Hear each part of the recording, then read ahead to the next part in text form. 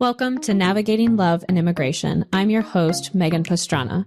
Falling in love is exciting. Maintaining a healthy relationship takes work. And when you're going through an immigration process, you are faced with unique challenges. This podcast is for anyone in a cross-cultural relationship who finds themselves lost in the labyrinth of U.S. immigration. We will interview relationship experts, explore the stories of real couples, and provide important tips on starting the next chapter of your lives together.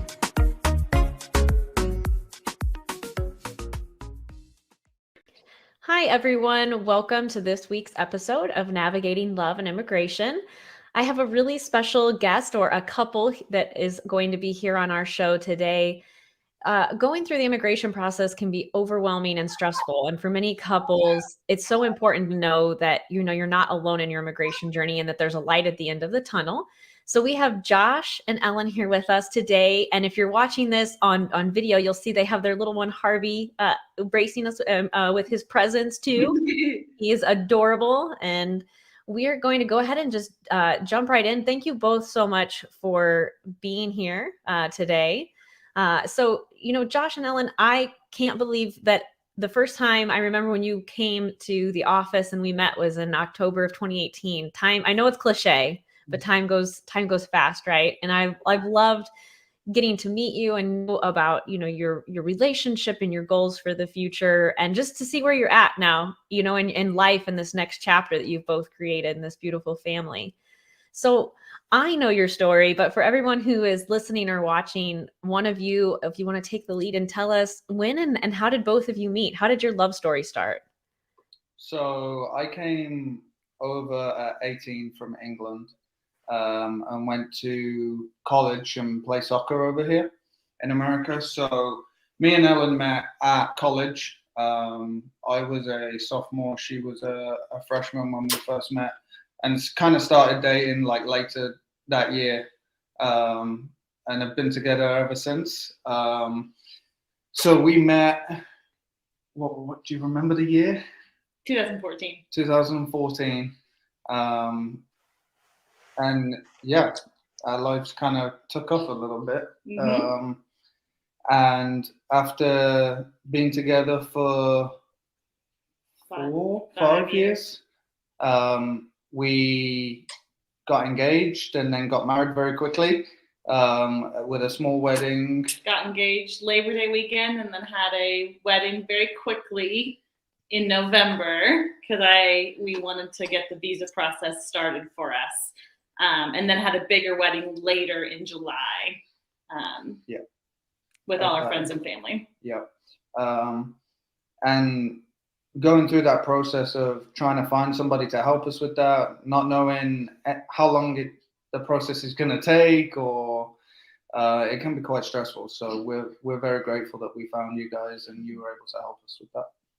Yeah, it was a pleasure, getting to meet both of you. I know that when you first came, it was kind of, you had focused on your degrees and college. And, for most couples that you meet in university and you fall in love, you get to start wedding planning. But for you and for other couples who are going through an immigration process, having to navigate that extra layer of complexity in life, it's quite an interesting feeling. And so can you kind of recall, I know it's been a while, but do you recall how that felt when you were both starting?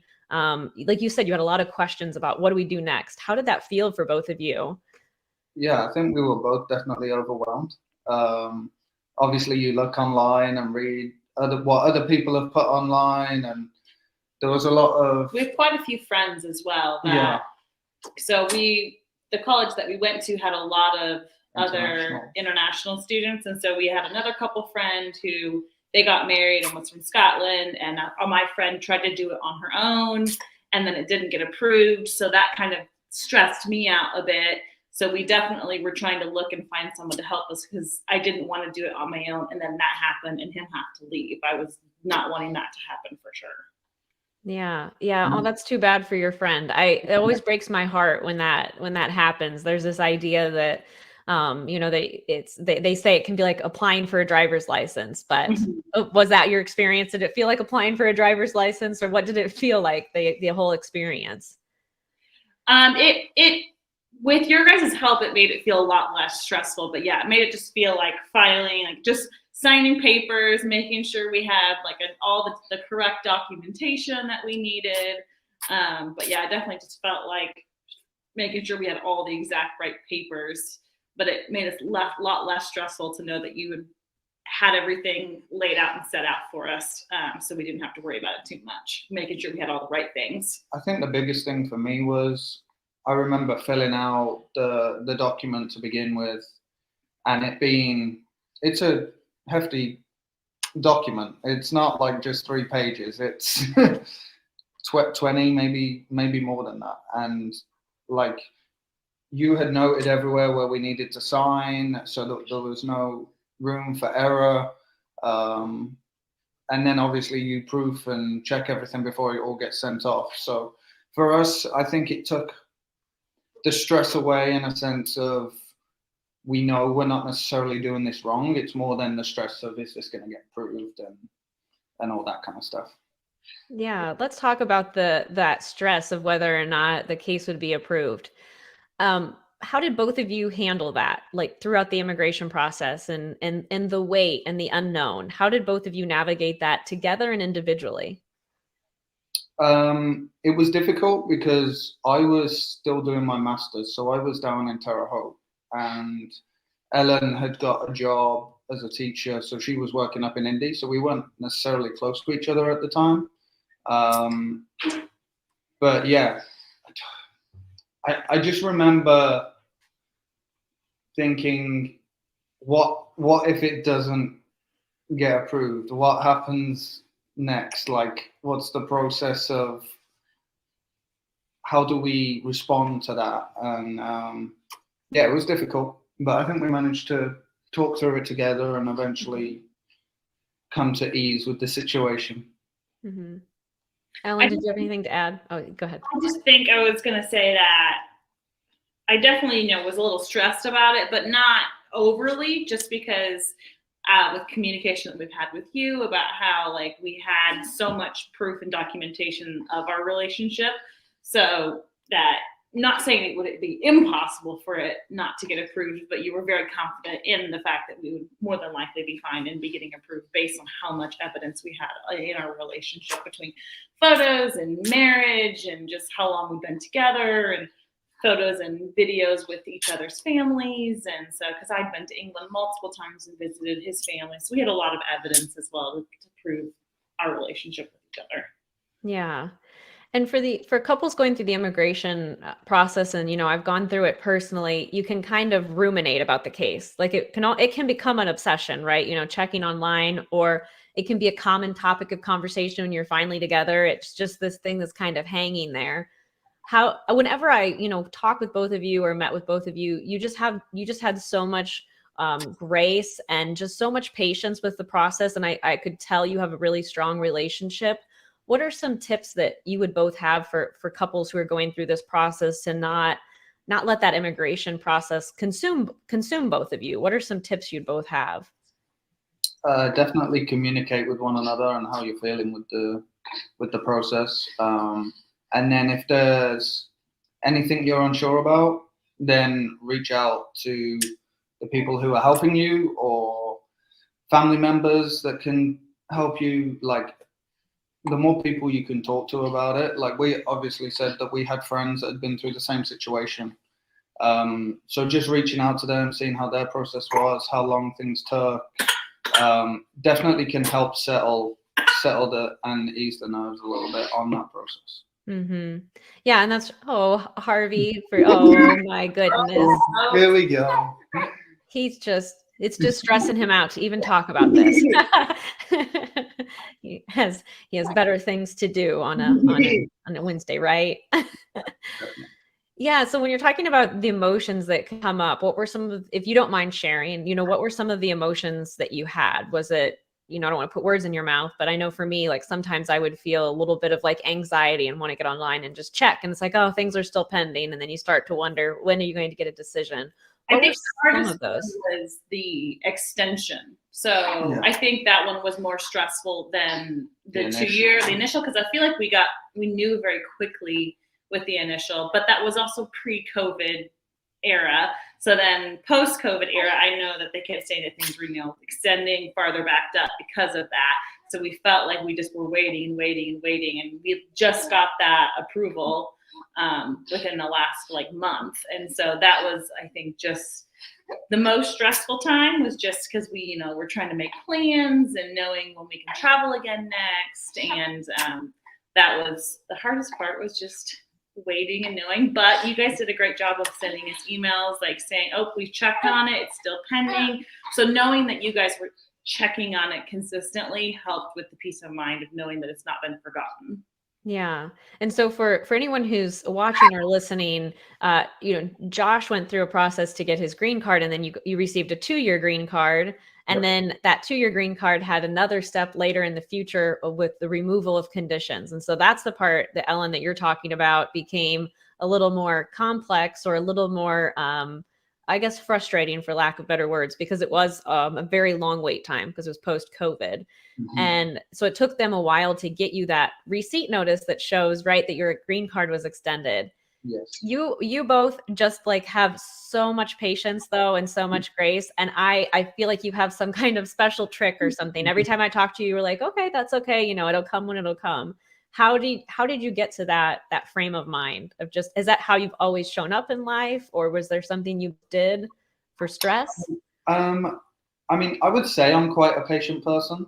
Probably even more patient than Ellen is. So I was never worried about necessarily the waiting. It's the not hearing from them.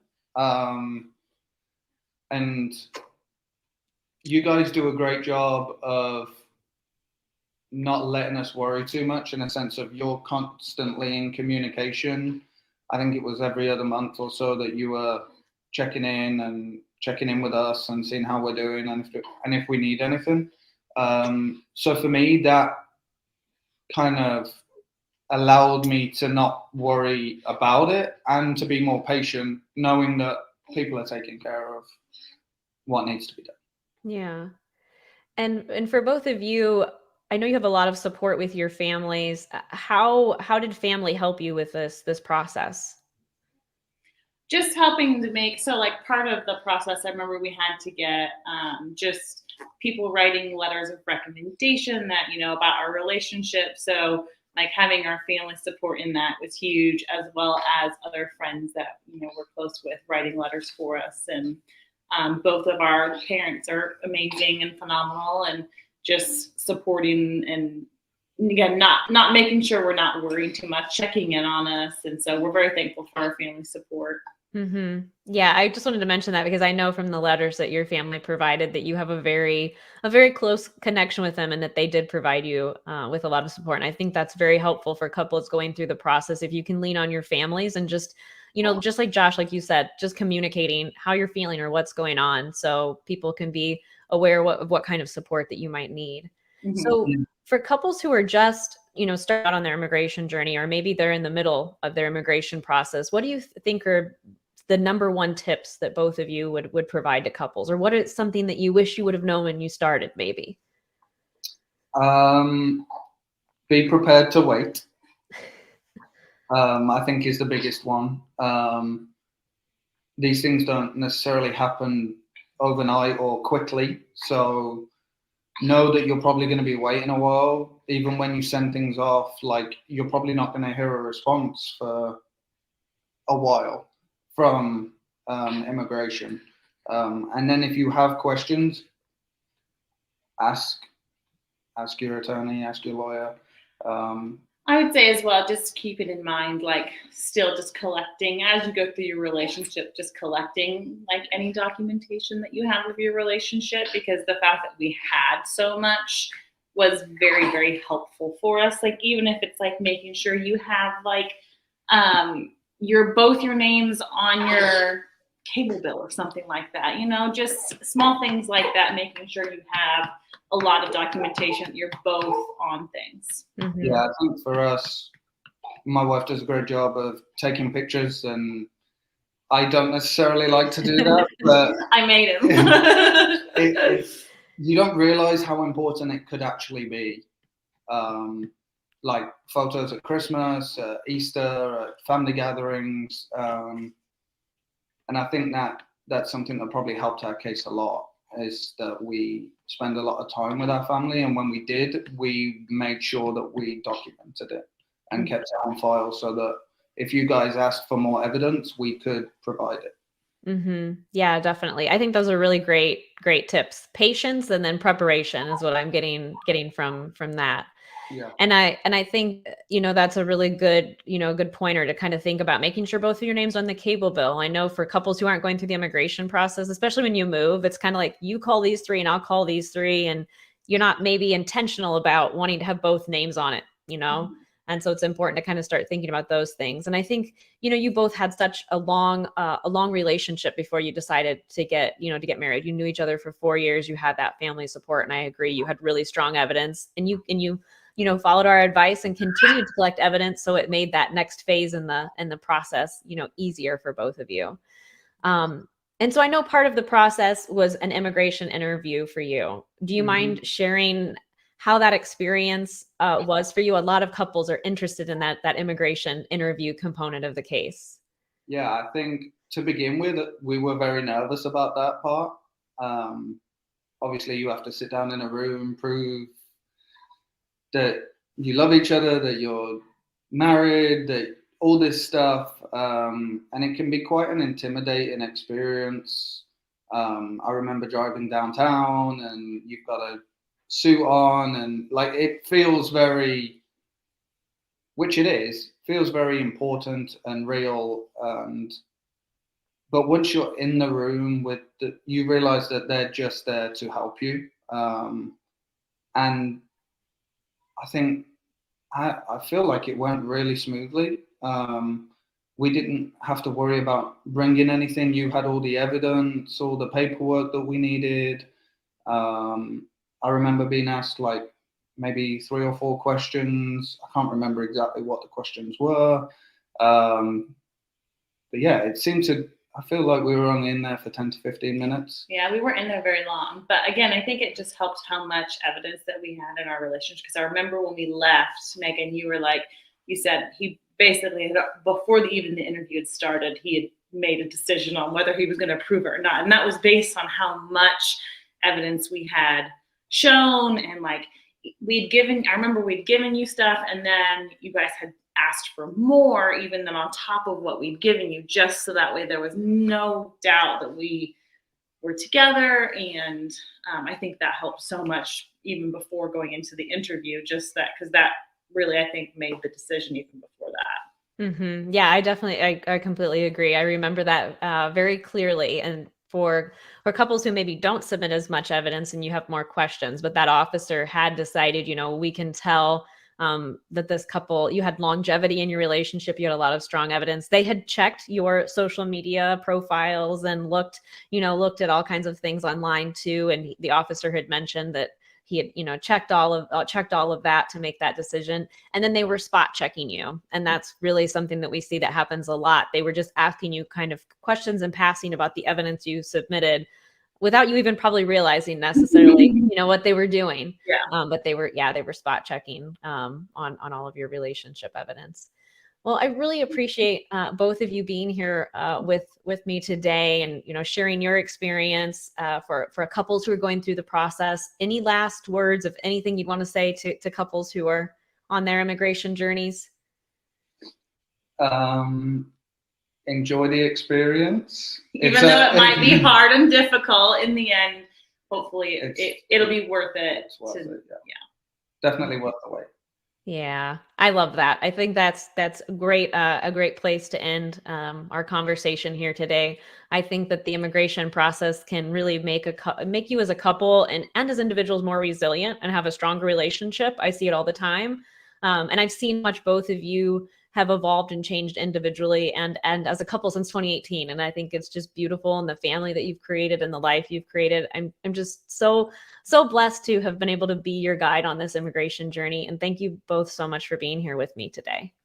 No problem. Thank you very much. Thanks for having us, and thank you for all the help that you've done for us. Oh, it's an absolute pleasure.